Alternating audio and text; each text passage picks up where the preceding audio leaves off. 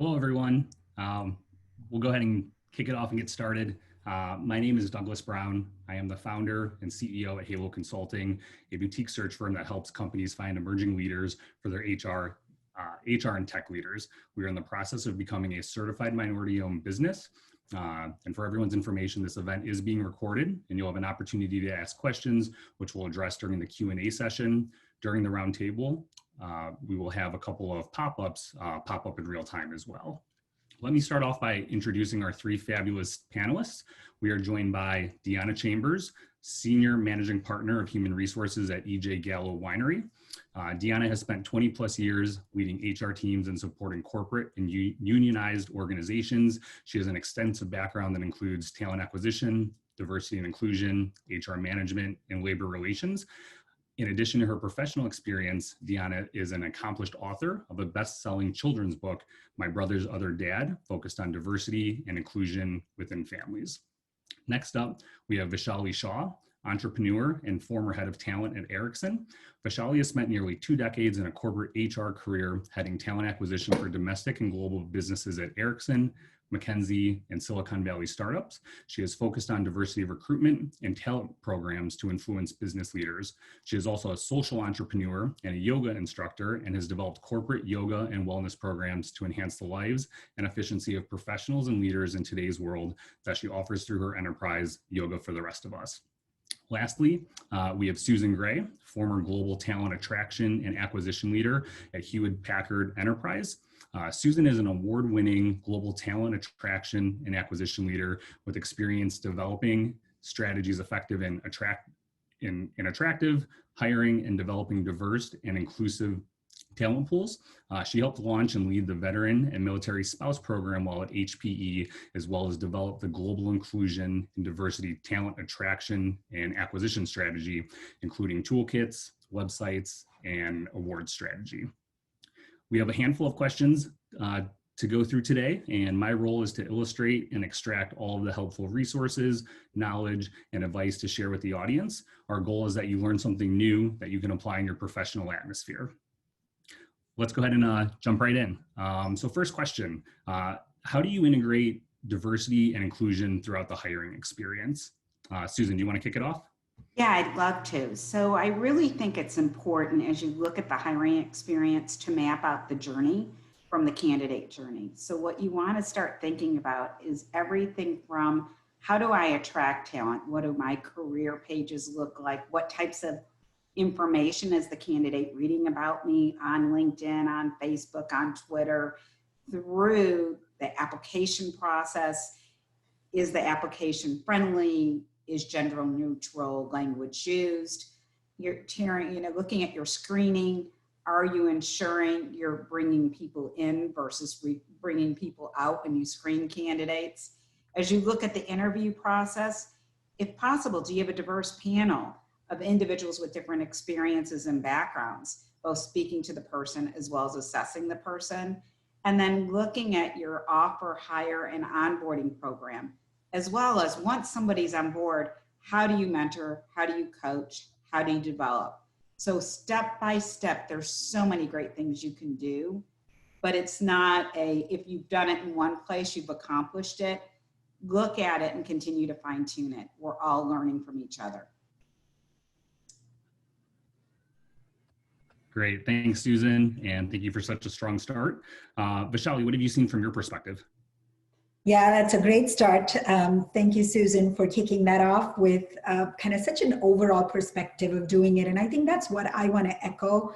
I think that diversity hiring is not a one fix sort of, a tool. It is a journey. It is something that you develop as an ongoing, process within every part of the organization. And I don't even think that it sits just with the recruiting organization and with the hiring leader. I think it's really something that everybody has to really embody. And that includes, other interviewers within the organization. It includes just every employee, because each person in the organization is an ambassador. So I just echo that to say that it's a journey, and it's really something that everybody has to embody within the organization. Great, thanks Vaishali. And Deonna, do you have anything to add? Yeah, I think we've done a really good job at really talking through like the process of it all. What I'd like to add for sure is just the conversation. You know, I think that when you're talking about D&I and the whole recruitment process, the constant conversation about diversity needs to be happening throughout the whole continuum for it to truly be successful. What I've seen so much is, much like Susan said, there's this upfront conversation around like maybe where we're looking for the talent. And then once we have a few people in the pipeline, we don't talk diversity again. And so I would just urge people to continue to talk diversity throughout the whole process. Great, thanks, Deonna. And we're going to take a quick pause. We are going to have our first polling question. So I will go ahead and get that up right now.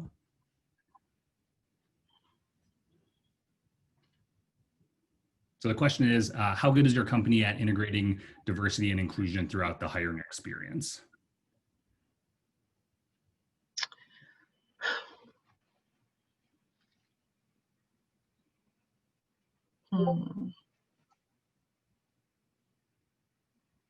I like how it says hosts and panelists cannot vote. No, we're not voting.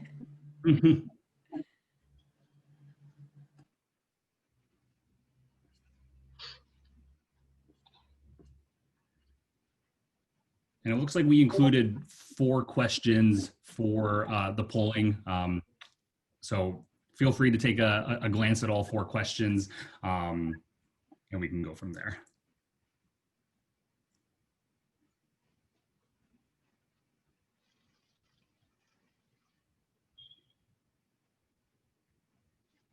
We'll give everyone another 30 seconds or so, and then we can move on to the next question.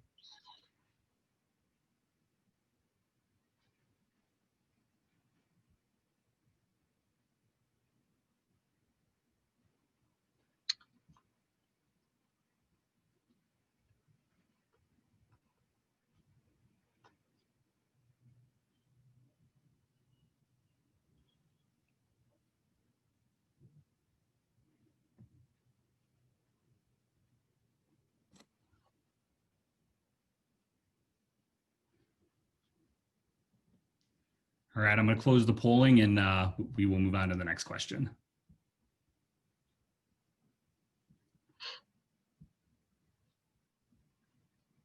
All right, so in this day and age, employment branding and messaging is critical to attracting top candidates. What are some examples that have impacted your organization? Let's start with you, Deonna. Sure. So when you think about messaging and branding, right, consistency is key. So what an organization is saying needs to be exactly what they're doing within. And I think that what we've seen in our current climate and just with everything going on is that we have organizations who have a great desire to have D&I, but when you actually look within their doors, their representation doesn't necessarily line up with that desire. And so what I have found is that when people pause, slow down a little bit and really think about it and look around, they begin to see that, and then they begin to leave seeking opportunities with organizations that do have that representation. And so, you know, again, I would just really urge organizations to be consistent in their messaging, and to really be looking at this from 3 standpoints. So 1, bringing in diverse leaders. 2, looking within their organization to develop so their internal talent into diverse leaders, and then continuing to seek out new diversity, but continuing to be consistent with their messaging and really imaging that within the building. Great. Thanks, Deonna. And Vaishali? Yeah, I think that you know, employment branding is a real important area for the talent acquisition teams. But where it really needs to further mature and develop is to, you know, again, as I said earlier, spread into other parts of the organization. So what are leaders doing to help with the branding within, everything that they're doing when they're talking to clients, when they're talking to, other industry leaders, or when they're at seminars or conferences, or, even just representing themselves within their communities, taking it into further, down the organization through, other groups within the organization, whether they're employee research groups, or whether they're just, individuals that go out and participate. Are they able to embody the messaging within the company, as Deonna said, the consistent branding? Can they take that into every aspect? And so I would broaden the scope of branding to just very targeted efforts, but to really become part of, the speak for every person within the organization. And of course, there are lots of targeted ways of, reaching out within target populations or diverse groups or within communities. And a lot of organizations do great things there.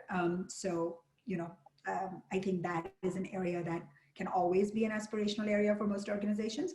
But I would also take it further into just spreading the message, wider within everything that an employee does within the organization to build that brand awareness.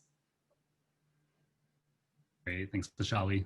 Susan, do you have anything you'd like to add? Yeah, this is like one of my very favorite topics. So I think one of the best opportunities for all of us is to be strategic when you think about employment, brand, and diversity in marketing. And an easy way to do that is developing a strategy based upon key dates and using that opportunity to educate your employees, but also determine your marketing, to the external audience. So let me give you a great example. Black History Month happens every February. It should be on everyone's calendar. And it's not just celebrating Black History Month, but share blogs, sharing employee stories of individuals working for your company and what they're accomplishing. If you can, set up an employee program, helping educate employees about what Black History Month is, why it's important, what you're accomplishing. Use it as an opportunity to leverage and celebrate your current Black employees and share that information externally. If you have partners like NSBE, like historically Black colleges and universities, like one of my favorite, IT Senior Management Forum, ITSMF, I have to give them a shout out because I love them. Celebrate those, work with them in terms of communicating externally. If you've won awards, share those as well. I listened to a great presentation a couple of weeks ago at the ITSMF event, and one of the things it talked about is don't just have noise. If you look at June, something that stabbed me in the gut is everybody's CEO said almost the same thing. If we're going to truly move to where we understand and appreciate each other, we've got to educate, and it's got to be part of something we do, not a reactionary, this is how we feel, but sharing, celebrating your employee resource groups, embed it into what you're doing, and it'll make all the difference in the world. Thanks. Great, thanks, Susan. Moving on to our next question. So outside of recruiting, how does a company become attractive to a broader audience? Vaishali, do you want to kick it off? Yeah, absolutely. And I think this is my favorite topic. So I'm glad that you addressed it to me. I think that when we only talk about diversity when we're doing recruiting efforts, isn't meaningful enough. If I were that candidate and I didn't see that messaging throughout other things that the company does, I would very quickly see through it, right? So I want to see an organization that truly does what it says it does across all of its efforts, right? Not just when they come out on campus to recruit, or not just when they're talking to, potential candidates to sell the job or the company to them, but also in other communication, also in other participation. So is your company participating in, efforts within the community? That is a great way to do things outside of recruitment. There is no recruitment interest there. It is just supporting the community that your organization, works within. Is your company participating in events within the industry or with your client groups or with your local universities? Again, some of it may be, targeting potential candidates, but it's also much broader and it's in consistency with other things that your organization is talking about. Is your organization, open and honest about, where it today is in your diversity numbers, and where its goals are? So, are you just talking about diversity, or are you also sharing, what, we don't have enough women within our organization, or we don't have enough, of representation within this community, or race, or whatever be your diversity targets, right? Or military spouses, or, Hispanics, Blacks, whatever. So if you're open and honest about that, that's where, you're really spreading the message. You're showing that you're committed to making a difference. So don't be shy. I mean, if your numbers don't look good today, that's just being honest and being real. And that becomes a really appealing thing for candidates to say, yeah, this organization is honest about where they are and they want to make a difference. I would look at, things that the organization can do with the community. Are they participating and supporting, doing scholarships, doing, high school events, doing college events? Are they working through referral programs? Is there ways for employees and employee resource groups within the organization to take the messaging out to wherever they may be spending their time outside of the organization's work time, to bring this messaging across? So I would look at just different ways in which a company can participate, or an organization can participate outside of its direct recruitment efforts through its employees. An example at Ericsson is its partnership with the Girl Scouts group, for example. A great way for Ericsson to have partnered with the Girl Scout organization, but doing STEM related work. So that's what Ericsson specialized in, and that's what it wanted to build within the community. And indirectly, yes, it's creating a talent pool, but not directly recruiting. We're not hiring high school students for full-time jobs, but we're really supporting our mission to build, STEM careers in the local girl population. So I think that's an example. And every organization has lots of different ways of doing it. So I would just encourage you to go out and do that thinking for your organization and with your organization to say, how else can we do the outreach, not just through recruitment? Great. Thanks for your, that insight, Vaishali. Susan, can you share what you're seeing on your end? Yeah, so great answer, right? But, totally agree. And, can give a couple specific examples. So I love the investment in STEM. So it really is make a difference in the community, both through volunteering where you can, as well as giving opportunity to invest in charities, hackathons, things along that line. You can make a huge difference. The second area is there's some phenomenal consortiums out there in the veteran world. One of my favorites, the Veteran Jobs Mission, sponsored by JP Morgan Chase. They're also sponsoring some multi-company consortiums. So it's a great opportunity to come together and work together to make a difference in the community. So I think that's great. And, hitting on the volunteer efforts, one of the things we did at HPE was something that it's a multi-company consortium called Veteran Jobs Mission. But we would actually, bring together volunteers, go out to VA hospitals and help make a difference. And one of the key things, and I think this hits on it, is employees today want to make a difference. So if they could see you're making a difference in areas they care about, all the better yet.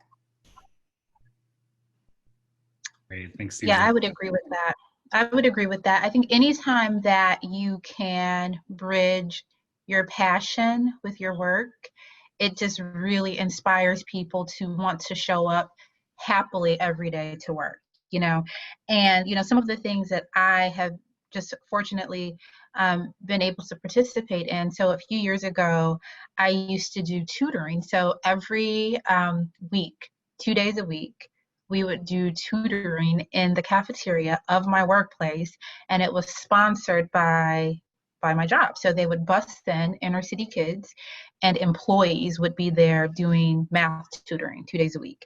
And it was just such a great opportunity because, you know, these high schoolers, they're growing up a few blocks away, and, you know, we just really got to pour into them and invest our time working with these students. And until when you think about recruiting, of course, we're not recruiting them today, but they'll remember the help that they got a few years back when they got out of school.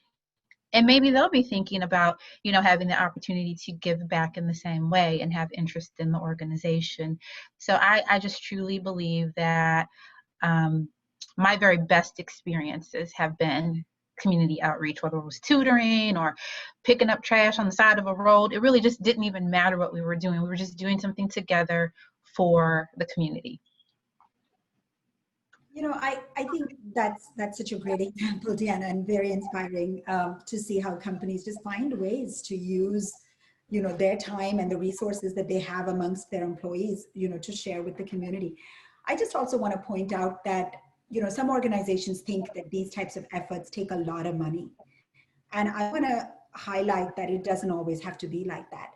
You know, when you're looking at volunteering time, you know, just give a day to every employee within your organization to spend how they would like to, with their passion, you know, with what they see as a need in their community, whether it's teaching, whether it's, you know, doing talks, whether it's, you know, picking up trash, like you said. I mean, I've gone to my child's middle school, and they had a career day, and they invited people from different walks of life and different careers to come and talk to middle schoolers, because that's when the seed is planted within the student of what they want to be when they grow up. So I think that just, you know, giving a day to your employee might be a great way to start if you don't want to spend money. Another way could be just, you know, mobilizing efforts within companies in your area. So we've done local efforts where, you know, all of the employers or all of the larger companies within a geographic area got together and put out something for the community. So, you know, it's not directly related to recruiting, but it's so much for the brand of the company and for instilling that effort into every employee, so that they know what the company stands for and they can walk that talk. So I would just say, you know, don't let budgets or like big, you know, decisions stop your organization from doing things. I think you can really start small without any amount of money. Great. Thanks, Vaishali, and thanks, everyone. And the last question we have for our panelists, Susan, can you share some ideas that individuals can take to diversify an inclusive network? Yeah, I'd be happy to. So, you know, a couple, you know, ideas, you know, from the start, right? One is an event like this. You have speakers. We have a diverse panel. Link in with people on LinkedIn, you know, so if you're attending different forums for learning, take the time to link in with speakers and other people you're meeting. And don't just link in with them, get to know people as people. If I can't stress anything more than this, is you cannot read a book by its cover, and you cannot read a person by its cover. So let's work together to get to know how each other as individuals. It makes a huge difference. LinkedIn has some great ways to follow voices these days. Follow those voices. See companies that are doing a phenomenal job in diversity, figure out who their I&D leader is, and reach out to them, learn from them, see what they're doing.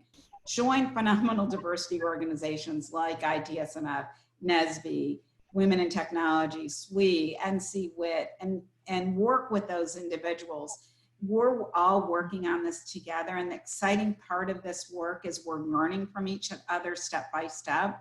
But don't be the person that looks at their professional network and 80 to 85% of that network looks like you or is from the same neighborhood or went to the same college.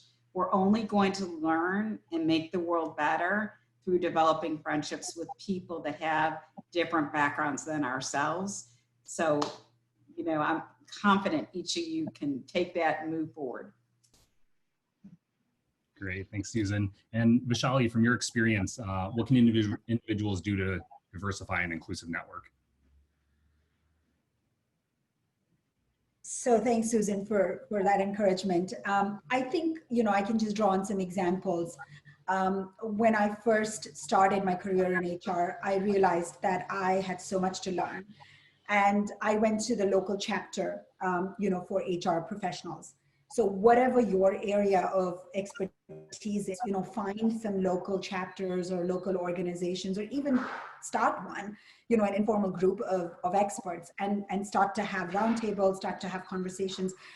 Today there are so many other channels. There are lean-in circles, there are Toastmasters, there are, just lots of organized efforts, but you can start one yourself, if you don't find one that appeals to you or that matches your passion. I can think of an example where, I was part of a girls, volleyball team for my city.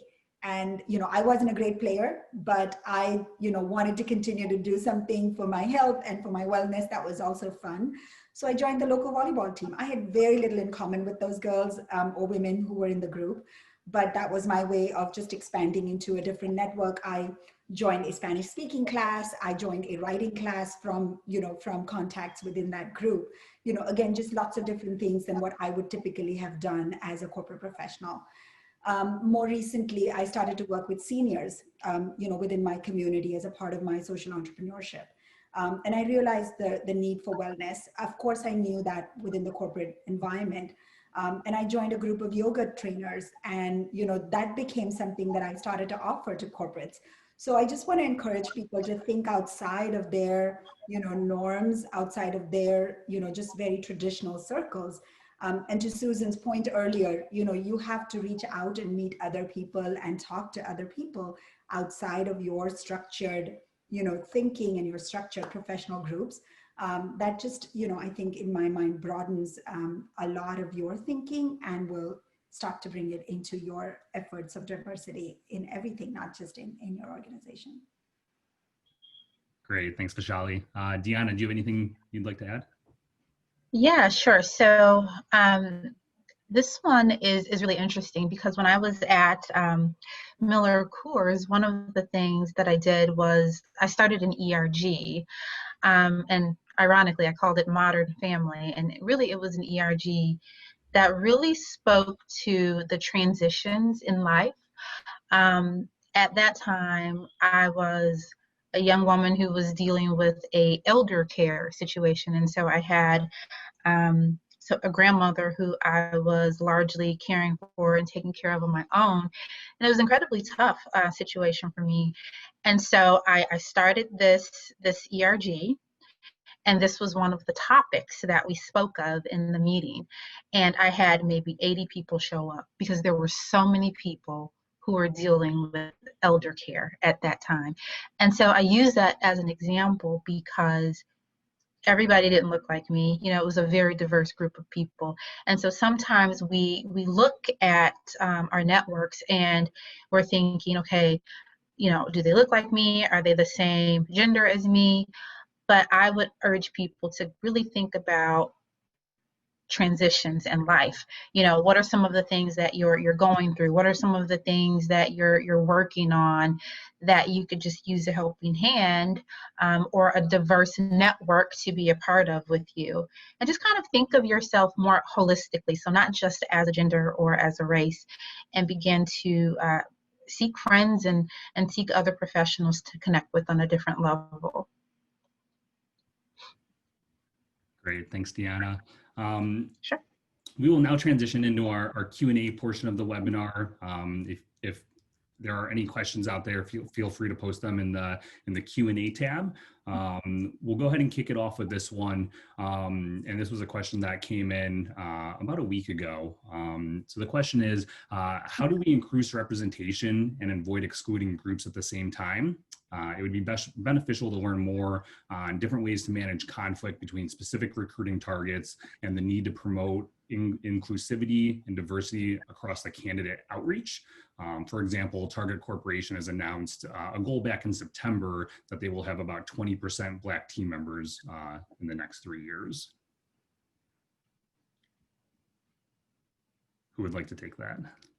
Yeah, I can kick it off, Douglas, and then Susan and Deonna, please add on to that. I just want to clarify that when organizations talk about diversity or increasing representation, there are no ways saying that that means they want to exclude certain populations, right? When you, as an organization, want to hire people, you want to hire people for their qualifications and for the best fit. But of course, you want your organization to represent what your community looks like, and that's where diversity comes in.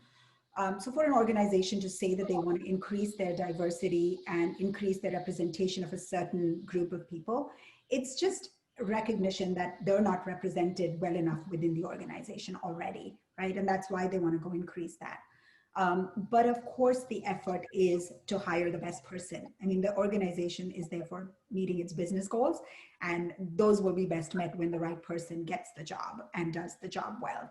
So I would just clarify that up front, that we need to encourage that education and understanding that adding representation doesn't mean that you're discounting certain other groups. It just means that you want to make a bigger effort at reaching out to people whom you may not have been reaching out to in the past, appealing to groups of people that your organization didn't appeal to in the past, through its branding efforts, through its participation, all of the things that we talked about earlier in this session. And so just finding ways to communicate that as a more inclusive way of just drawing in more people.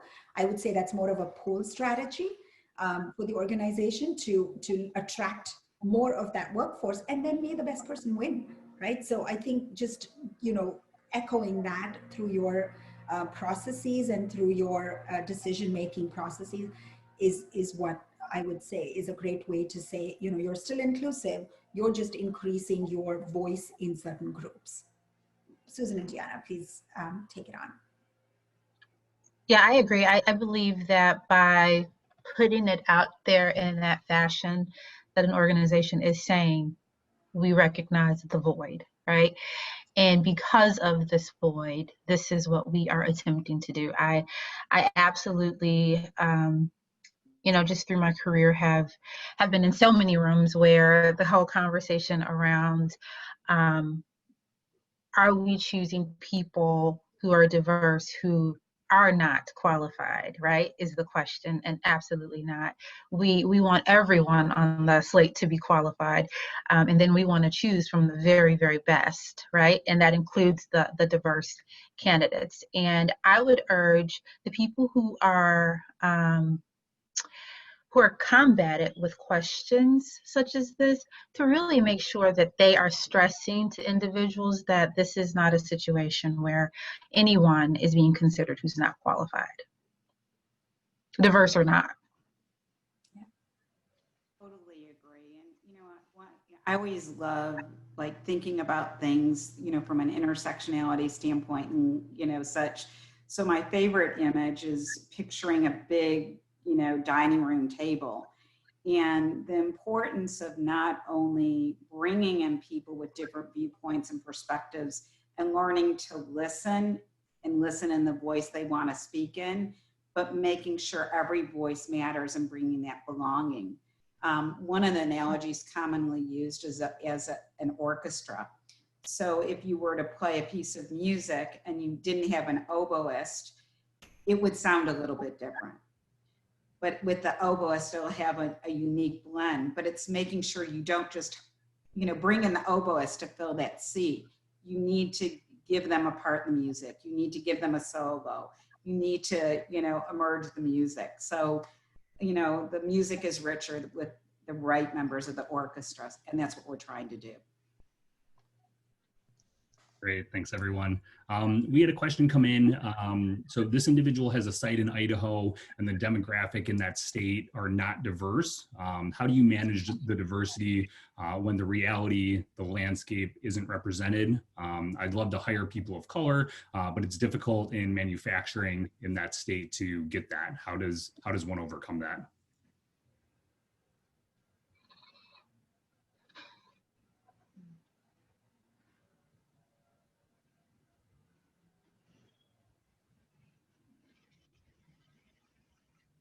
Did you just want anyone to take it, Doug? Yeah, that's fine. Yeah. Okay, I can start that one up. So yeah, I've dealt with this a thousand times. I've worked in manufacturing throughout North America and some of these more like farm towns, and I have warehouses, you know, in some of the smallest places in America. And so many of the sites are actually employed by families. So it'll be like the whole, from a generational standpoint, you know, 4 or 5 generations of a family working in the location. So I definitely understand this example. You know, when you work for an organization that may not necessarily provide relocation, you do have some difficulties when it comes to bringing diverse people to these sites. So, you know, if we're talking to folks on here who are HRBPs or decision makers, I would definitely think about trying to create relocation plans to bring people to the sites. Other than that, I think you just continue to source and recruit the same way and try to attract the talent to move to these locations.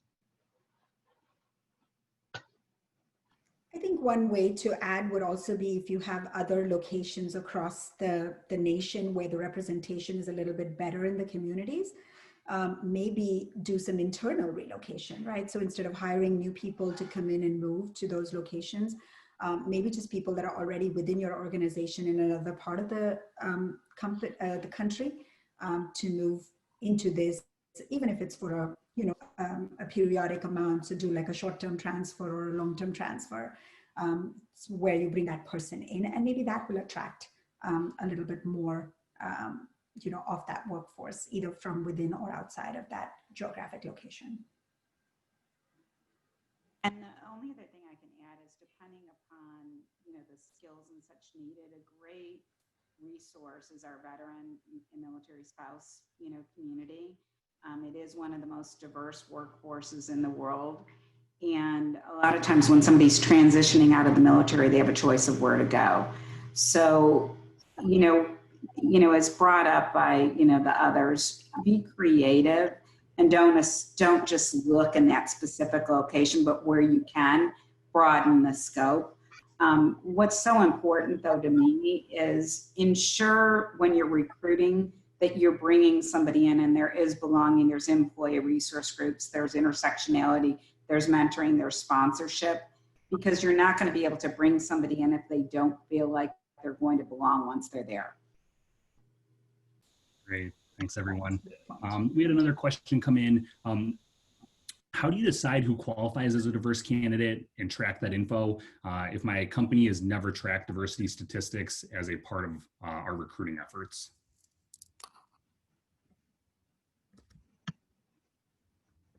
So I can start on that. You know, if you have an online job application system, putting that as in a voluntary question section within your application process is the first step, I would say. You know, where the candidates can start to put in the information about their race, their you know, demographic, their military or disability status, that sort of thing. So there's a very standard questionnaire that you can include as part of your application process. And then after that, I think it is, you know, your employee HR system. So, you know, how does your system track, and then adding these, you know, fields into your HR system to start to track the candidates. But there's, in the United States, it's a pretty standard, you know, qualifications of what the different diversity types are.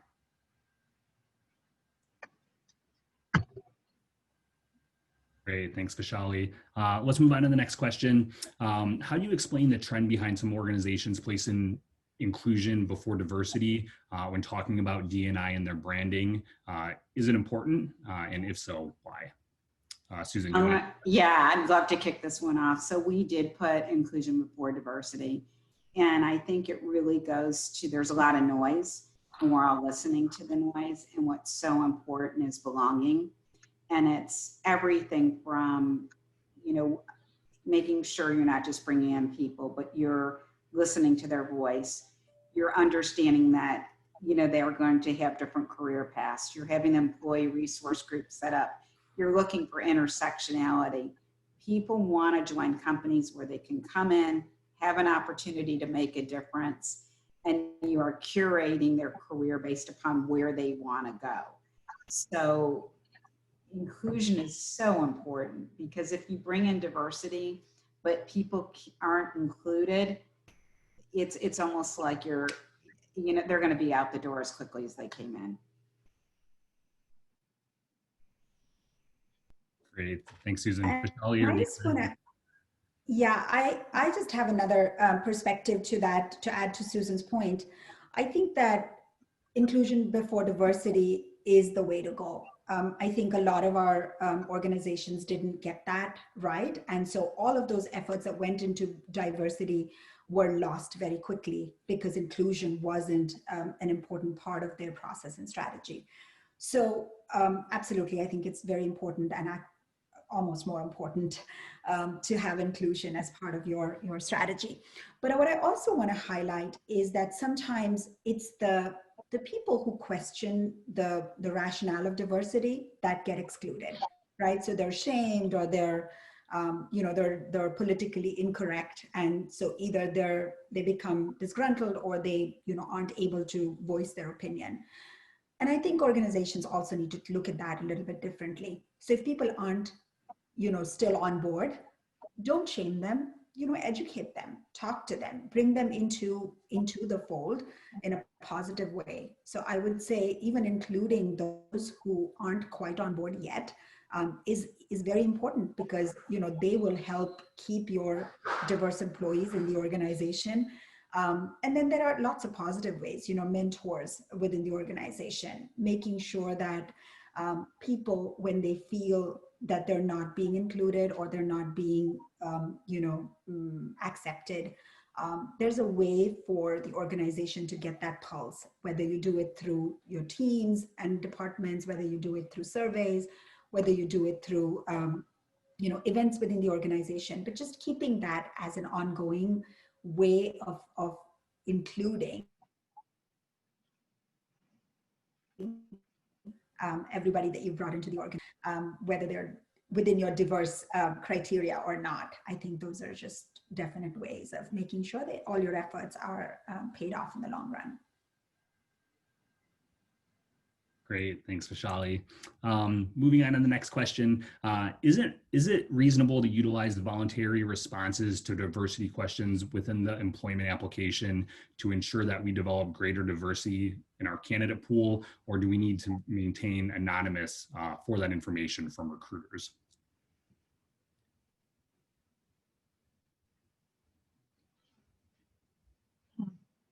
Would like to take that one?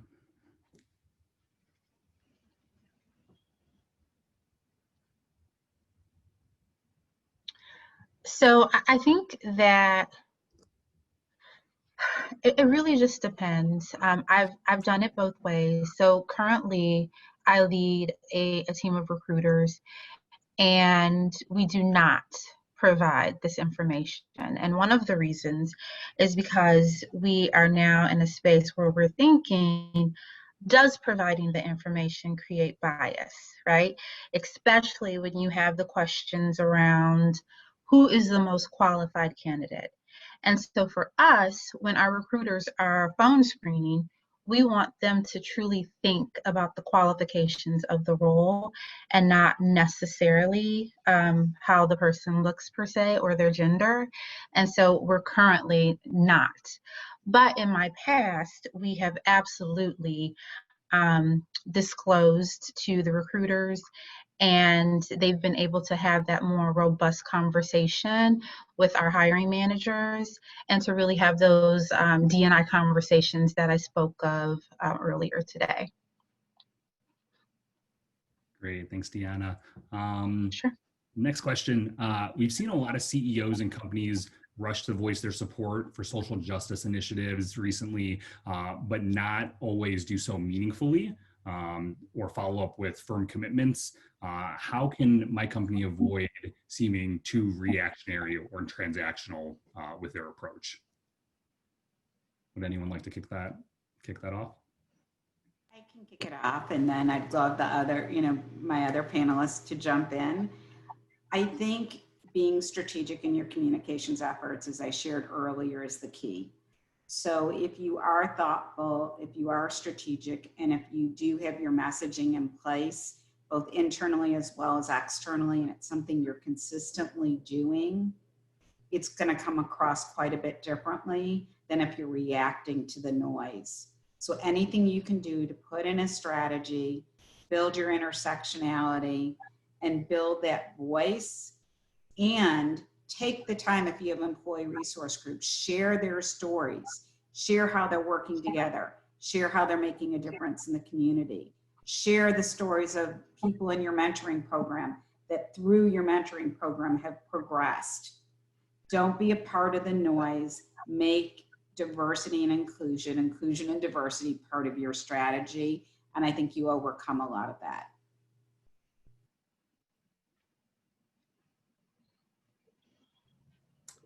Vaishali or Deonna, anything you'd like to add?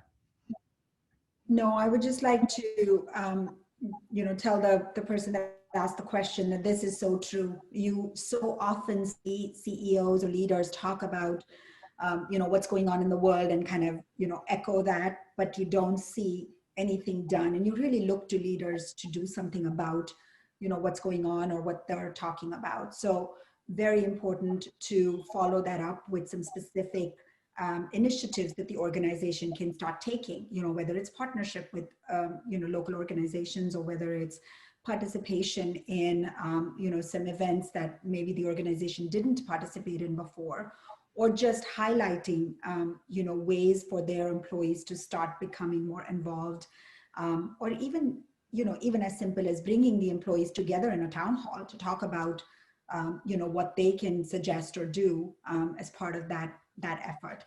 So I think just following that up with some sort of a definite action is very important to make sure that it doesn't look just like a reactionary, gunshot fired when the time was right. Great. Thanks, Yeah, I Vaishali. would just also urge leaders. Yeah, I would just urge leaders to slow down.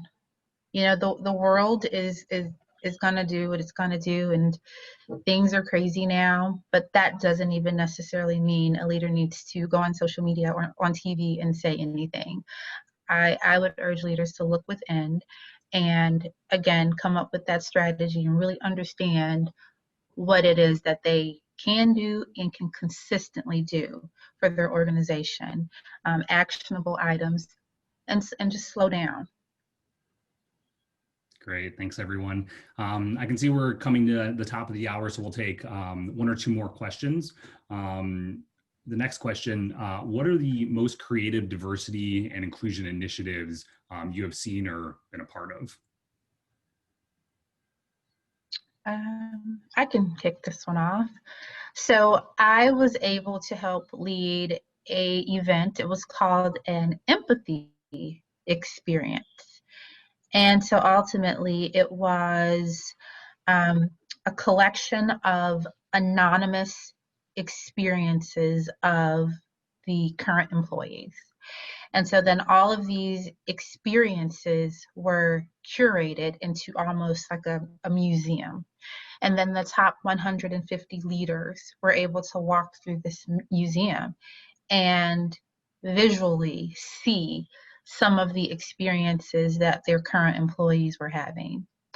And it was very eye-opening to them. And it was a great experience because, the majority of them never in a million years thought that some of the racism and some of the other things that were occurring within the building would ever be happening. And so it was a great experience for them to just have their eyes, wide open about the business and to be able to make some change.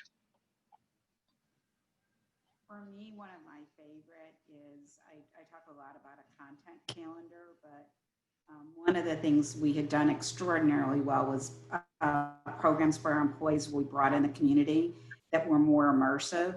So one that we don't think about would be, there was one for India Independence Day, and the food was brought in. Individuals dressed up in traditional garb. There were trivia contests.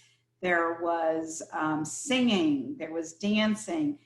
And it really was phenomenal, you know, each time we did something like this, because what it allowed you to do was really learn about different cultures, what India Independence Day was, why it was important, and really celebrate. And I think anytime you can bring employees in to understand a culture unlike their own is a celebration. And it is something, again, you can share on your social media, take your pictures, share your video, share the story. But anything you can do to bring that sense of belonging in makes a huge impact. Yeah, and I'll just like to quickly add that, you know, we've mentioned this before in our call that you tend to know people like you. So why not just capitalize on the diversity that already sits within the organization? So the referral program has always been, you know, one of the best ways for recruiters and for organizations to recruit. You know, why not make that even a stronger channel to help your diverse employees bring in more diverse employees into your pool of candidates. So I've, you know, been part of organizations where we've done very strong recognition for, you know, referral programs, rewards, you know, cash given out to employees for bringing in really great referrals. And, you know, if your organization has already, you know, done well in certain diversity aspects, then it's likely to bring in a lot more great candidates from those people who know other such people. Great, thanks Vaishali and Susan. And the last question we have time for, when initially establishing a culture of diversity and inclusion in an organization that historically has not had one, where and how do you start? Oh, that's such an exciting one. I'll just kick it off, and I'm sure both Deonna and Susan want to say something too. So I think that that's a great idea for you to bring that into your organization if it hasn't already, you know, started to do anything or think about it. You know, bring your leaders together, bring your entire organization together, have a open house or a, you know, community event, bring some coffee and some, you know, cake and have a discussion. You know, what do people think? Do they think that there's a, you know, a need to bring in diversity? What does that look like? I think I would start with just that, just listening to people without any, you know, strategy out there, without putting out any roadmap or whatever. Collect that thought process. And I would then follow that up with a more structured discussion with representatives within the organization, whether it's a combination of leaders and influencers or ambassadors or just, you know, really active people within your organization who have a voice, and then start to build out a little bit of a roadmap of, you know, where you are and where you want to be. I think that's the perfect answer. Start the conversation over cake. That'll do it. Yeah.